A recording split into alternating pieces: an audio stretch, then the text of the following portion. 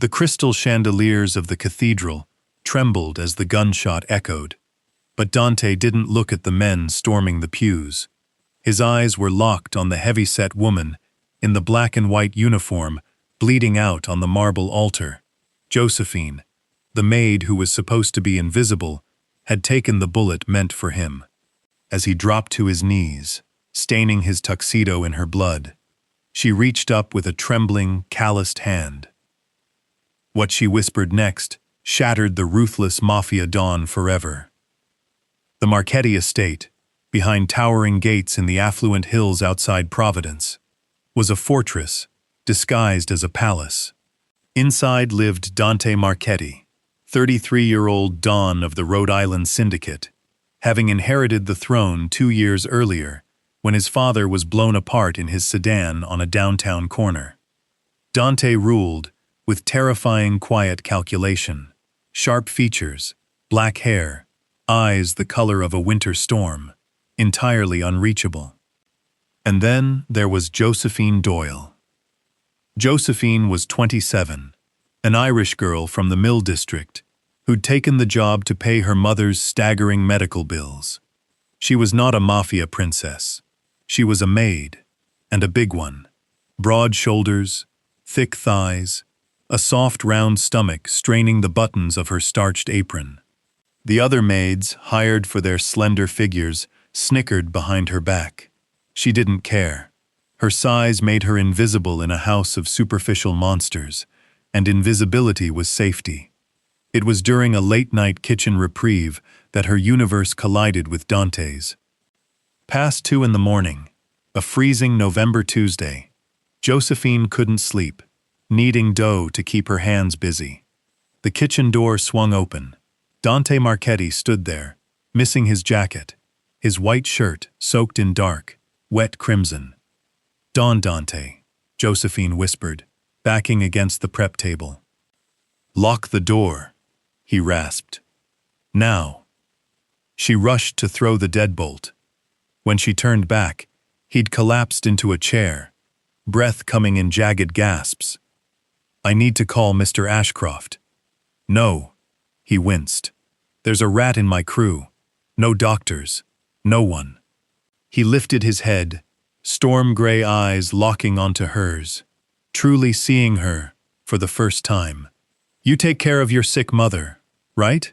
You know basic first aid." "I'm a maid, sir, not a nurse." "Do it, Josephine." The use of her first name sent a strange jolt through her chest. She retrieved the trauma kit from the pantry. "I have to take your shirt off." He nodded, eyes slipping shut. As her trembling hands unbuttoned his blood-soaked shirt, she found a deep, ugly knife slash across his ribs. "Clean it," he gritted out. For the next hour, the only sounds in the sprawling mansion were clinking instruments, his suppressed groans, and her heavy, steady breathing. Her hands, usually clumsy in tight corners, were gentle and precise. She cleaned the wound, applied butterfly stitches, wrapped his torso in bandages. When she finished, he opened his eyes and looked at her. Really looked. Her flushed round face, the flour dusted on her cheek, the soft curves hidden under her nightgown. In a world of sculpted, hollow women, she was jarringly, beautifully real. "Why did you help me instead of running?" he asked. "Because you were bleeding, sir, and nobody deserves to die alone on a kitchen floor." He stared at her for a long time.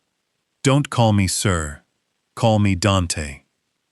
Over the following months, a strange shift settled over the estate. To the world, Dante remained the ruthless, untouchable Don. Inside the house, the ice was melting, specifically for the quiet, heavyset maid who baked bread in the dead of night. It started small. He began demanding only Josephine serve his morning espresso in his study. When other maids complained, he fired them without a second thought. One morning in late January, snow falling heavily outside, she carried his tray in, wearing a new custom uniform, tailored to fit her frame perfectly, instead of straining against it. "You look beautiful today, Josephine," he said. Her breath hitched, a blush creeping up her neck. "Please, don't mock me, Dante." He stood, closing the distance. "I do not mock you. The women in my world are made of plastic and poison. You are life. You are real." Her eyes filled with tears. For a wild second, he leaned in, his cologne wrapping around her, lips hovering inches from hers. The doors flew open. Ashcroft, his silver-haired enforcer, strode in, oblivious. "Don Dante, we have a problem. The Cordero family took out 3 of our warehouses. It's a declaration of war." Dante's tenderness vanished instantly. "Leave us, Josephine." She fled, the ghost of his almost touch burning on her cheek. For 2 weeks the estate was a war zone. Then devastating news broke. Josephine overheard Ashcroft in the hallway. "It's the only way to stop the bloodshed, Dante. Cordero's agreed to a truce, an alliance forged in blood. Marry his daughter." "I'm not marrying that snake." "You have to. Refuse, and they slaughter every man in your crew." Josephine froze, the spoon in her hand clattering. Dante stepped into the doorway and saw her standing there, wide-eyed. The reality crashed down on her. He was a billionaire mafia don. She was a maid making minimum wage. "Congratulations on your engagement, Don Dante," she choked out, and fled before he could speak. A month later, Vittoria Cordero arrived. Tall, ruthlessly thin, platinum hair, ice blue eyes, a wardrobe worth more than Josephine's bloodline had ever earned.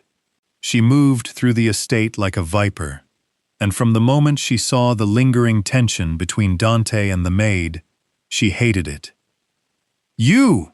Vittoria snapped one afternoon, finding Josephine scrubbing the foyer tile. "Are you the reason the grocery bills are so high? Look at you. A whale in an apron. Stay out of my sight during wedding preparations, or I'll have you thrown out." "Yes, Miss Cordero." "Vittoria." Dante's voice rang from the staircase, cold and lethal. He descended and stood directly in front of Josephine, ignoring his bride-to-be entirely. "Josephine, go to the kitchen. Take the day off." "You are undermining me in front of the help," Vittoria shrieked. Dante turned to her, and the temperature dropped. "This is my house.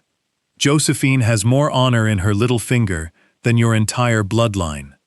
Speak to her like that again, and I will send you back to New York in a pine box."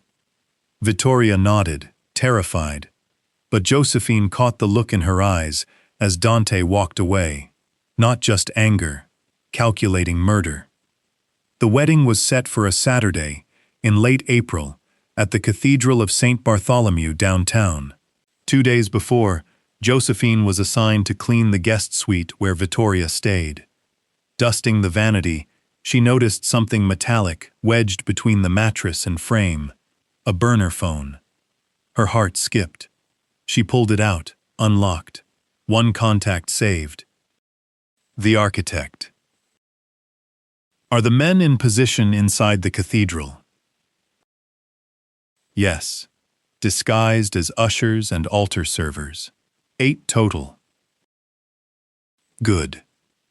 Once he says I do, the alliance is legally complete. As soon as the priest pronounces them, take him out. Headshot only. With Marchetti dead, my father takes his territory, and you become the grieving widow in control. Make sure the fat maid is working the reception. I want to shoot her myself." Josephine dropped the phone, breath coming in short gasps. The wedding was a trap. She had to warn him. She ran, shoved the phone in her apron, bolted down the staircase, threw open the study doors. Dante stood with Ashcroft and 5 capos, poring over maps. "Josephine," he said, startled. What is it? You can't marry her. It's a trap. The Corderos are going to kill you at the cathedral. I found. She reached into her apron. Empty. A tear in the lining. The phone was gone. I had a phone, she stammered. Vittoria's. She's conspiring with her father. Men disguised as altar servers. Please, Dante, you have to believe me. Ashcroft sneered. This is pathetic. She's a jealous, overweight maid with a delusional crush, making up fairy tales to stop the wedding. The words hit like a blow. Josephine looked at Dante, needing him to see her. He looked at her empty hands, the weight of 1,000 men's lives on his shoulders. He wanted to believe her, but accusing the Corderos hours before the wedding, without proof, meant instant war. Ashcroft, leave us. The men filed out. Dante took her trembling hands in his. I know what's between us, but I am a Don. I cannot start a war over a missing phone. They're going to kill you. He wiped a tear from her cheek. I'll triple security. When this is over, I'll find a way to take care of you. I promise. I don't want to be taken care of. I want you to live. He stepped back, mask of ice returning. Go home, Josephine. Do not come to the cathedral tomorrow. But Josephine knew with horrifying certainty that if Dante walked into that church, he was a dead man, and she would rather die herself than let it happen. Saturday broke over the city in slate-gray clouds. In her cramped apartment, Josephine stood before her cracked mirror, her mother coughing wetly in the next room. Dante had ordered her to hide. She stared at her reflection, broad shoulders, round cheeks, the sturdy frame that had always made her feel like an outcast, and a fierce, terrifying resolve settled into her bones. She pulled on her black and white uniform. Today it was armor. By 1 in the afternoon, the cathedral was locked down, surrounded by black SUVs and men in tailored suits. Josephine slipped through the alleyways to the service entrance. Hey, you can't be back here, a guard barked. She squared her shoulders, using her size like a wall. Head domestic supervisor for Dante Marchetti. Vittoria Cordero spilled champagne on her veil. I'm here for the emergency steamer. 2 minutes, or the Don mounts your head on his hood ornament. The guard hesitated, then stepped aside. Service stairs. Don't wander. She slipped inside, up the spiraling stairs, emerging near an alcove behind the main altar. The sanctuary was breathtaking. Sunlight through stained glass, the church packed with the most dangerous men in the country. Marchetti's men on the left, Cordero's on the right. Dante stood at the altar in a black tuxedo, jaw tight, storm-gray eyes dead, a king standing at the gallows. The pipe organ roared. Vittoria began her march down the aisle in a $100,000 gown, her smile a predator's smile. Josephine's eyes scanned the altar. Choir loft. Empty. Panic flared. Then she saw them. The altar servers in long red and white vestments, robes parting just enough to reveal the matte black barrel of a submachine gun. Not in the loft, 20 feet from Dante. She had to move. Then she saw Ashcroft reach into his jacket, pull out his phone, and give a single imperceptible nod to the lead assassin. The pieces slammed together. The architect. Wasn't Vittoria's father in New York. It was Ashcroft. He'd orchestrated the whole thing to seize the syndicate with Cordero backing. Dante hadn't just walked into a trap. His best friend had led him there. The Archbishop's Latin chant echoed through the cathedral. Dante, do you take Vittoria to be your lawfully wedded wife? I do, Dante said, voice devoid of warmth, staring at the crucifix above. Ashcroft took a slow step backward, out of the line of fire. And do you, Vittoria? I do, she purred. Then by the power vested in me. The altar servers drew their weapons. Josephine exploded from the shadows. Dante, no! Her scream tore through the sacred silence like a bomb. Dante's head snapped toward her. Time fractured. He saw her, the maid, sprinting across the marble with a speed that defied her size. Shoot him, Ashcroft roared. The lead assassin leveled his weapon at Dante's chest. Dante reached for his own gun, a fraction of a second too slow. Josephine got there first. Using the full momentum of her frame, she hurled herself between Dante and the firing squad, the body she'd spent a lifetime hiding, becoming an impenetrable wall. Thwack, thwack, thwack. The bullets slammed into her back. One shattered her shoulder blade. One tore through her side. The third, meant for Dante's heart, struck dead center in her spine. The force sent her crashing into Dante. He caught her, twisting his body to shield her as chaos erupted around them. Josephine! His roar was unhinged terror. No one in the syndicate had ever heard. The cathedral exploded into a war zone. Marchetti's men, seeing the betrayal, opening fire on Cordero's soldiers. Stained glass shattered, raining color onto the screaming, fleeing guests. Dante didn't draw his gun. He dropped to his knees on the marble steps, cradling Josephine's bleeding body, oblivious to bullets chewing the pews around them. Blood soaked through her apron, pooling beneath them. No, no, no. He pressed trembling hands against her back. Her eyes fluttered. Dante, are you hurt? A wet, broken laugh. You took 3 bullets for me, and you're asking if I'm hurt. I'm safe, because of you. The wedding.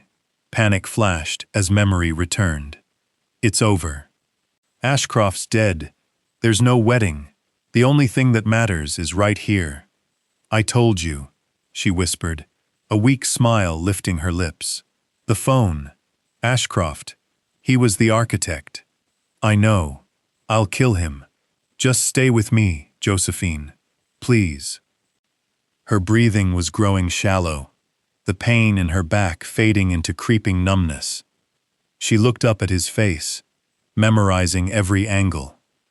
I'm just a maid, she whispered. You are my queen, he choked out, pressing his lips to her forehead. You are everything. Hold on. Her hand slipped from his cheek, hitting the marble with a hollow thud. Her eyes lost focus. For Dante Marchetti, time stopped. The gunfire, the screaming, all of it faded into a muted underwater hum. Her chest, which had just absorbed 3 rounds meant for him, was completely still. A sound tore from his throat that didn't sound human. He laid her down gently, pressed a kiss to her cooling forehead, and stood. The grieving man was gone. In his place was the devil.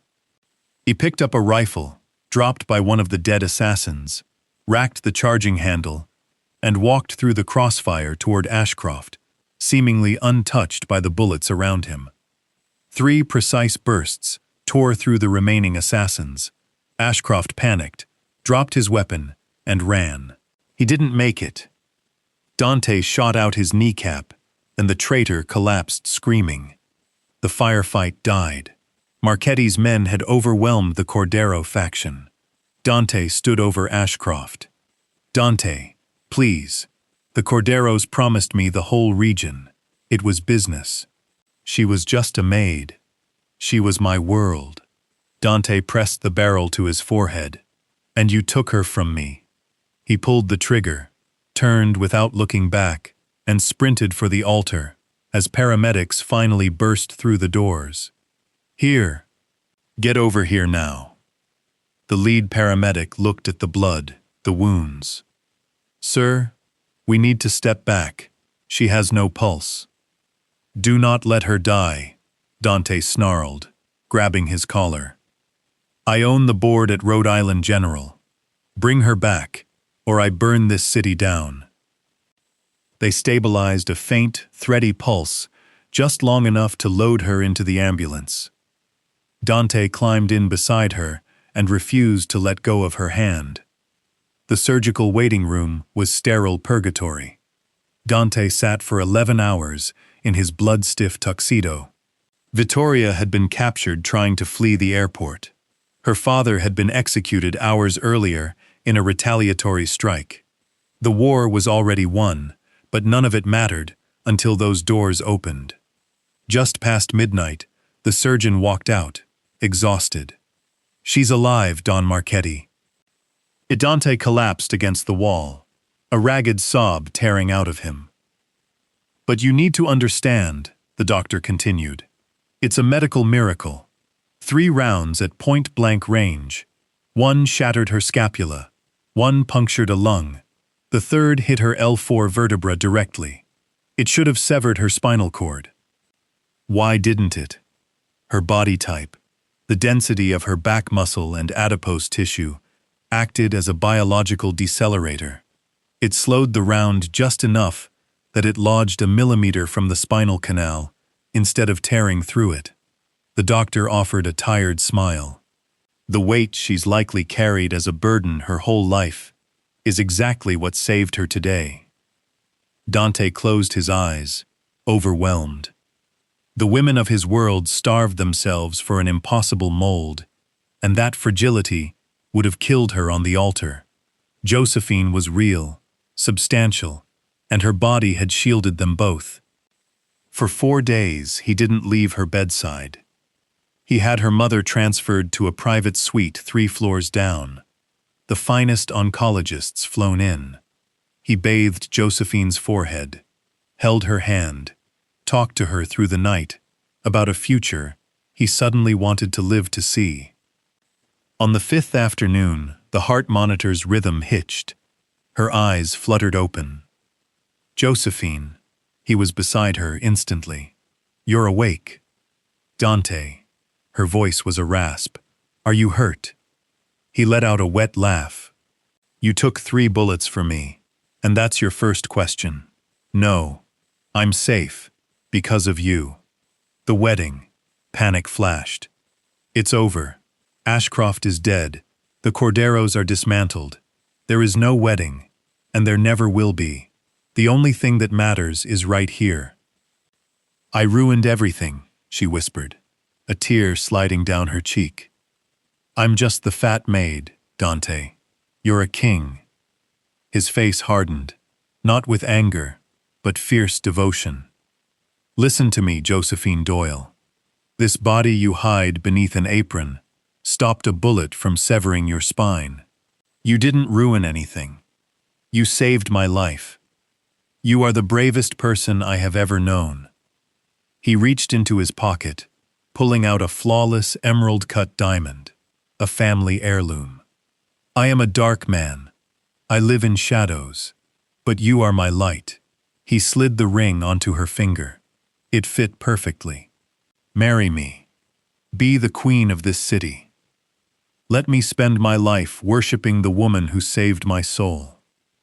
She looked at the ring, then up at the ruthless Don on his knees beside her hospital bed, looking at her like she was the only woman on earth. "Okay, Dante." A radiant, tearful smile broke across her face. "I'll be your queen." He kissed her, deep and desperate, sealing a vow that no bullet, no rival family, and no judgment could ever break.